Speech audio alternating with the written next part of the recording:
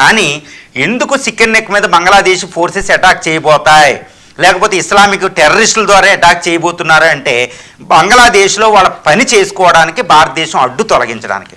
అంటే Bangladesh chicken neck మీద మనం అక్కడ దాని మీద ఫోకస్ చేస్తే అక్కడ ఇస్లామిక్ ఫోర్సెస్ రెచ్చిపోతాయి, యాంటీ ఇండియన్ యాటిట్యూడ్ డెవలప్ అవుతుంది, భారత వ్యతిరేక విధానం.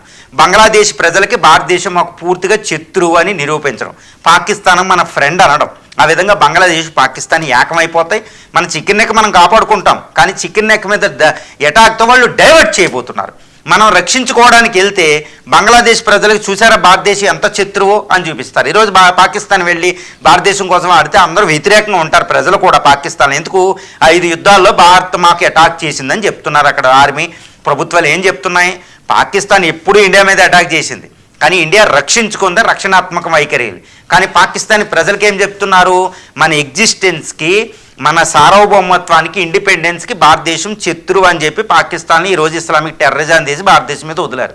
ఈ విధంగా బంగ్లాదేశం చేయడం, ఆ విధంగా చికెన్ నెక్క మీద అటాక్ అంటే భారతదేశాన్ని వాళ్ళు ఏం చేయలేరు, కానీ చికెన్ నెక్ మీద అటాక్తో బంగ్లాదేశ్ని మనం ఓడించినా ఆ దేశాన్ని మనం ఏం చేయం, ఆక్రమణ చేసుకోమనే ధైర్యం వాళ్ళకు ఉంది. పాకిస్తాన్ విషయంలో అదే కదా జరిగింది. 1971లో ఇందిరాగాంధీ 15,000 చదరపు కిలోమీటర్లు వాళ్ళకి ఇచ్చేసి వచ్చాం, 93,000 పట్టుకున్నా వాళ్ళకి ఇచ్చేసి వచ్చాం. కాబట్టి ఇప్పుడు బంగ్లాదేశ్ని కూడా మనం ఏం చెయ్యం, ఓడిస్తామంతే, మన చికెన్ నెక్కని మనం కాపాడుకుంటాం అంతే. ఇది కానీ బంగ్లాదేశ్కి పని అయిపోతుంది, ఇస్లామిక్ ఫోర్సెస్కి పని అయిపోతుంది. కాబట్టి చికెన్ నెక్ మీద భారతదేశం మీద వాళ్ళు అటాక్ చేయబోతున్నారు. ఈ విధంగా ఇండియాలో ఉన్న ఇటు 7 7 సిస్టర్స్ ప్లస్ సిక్కిం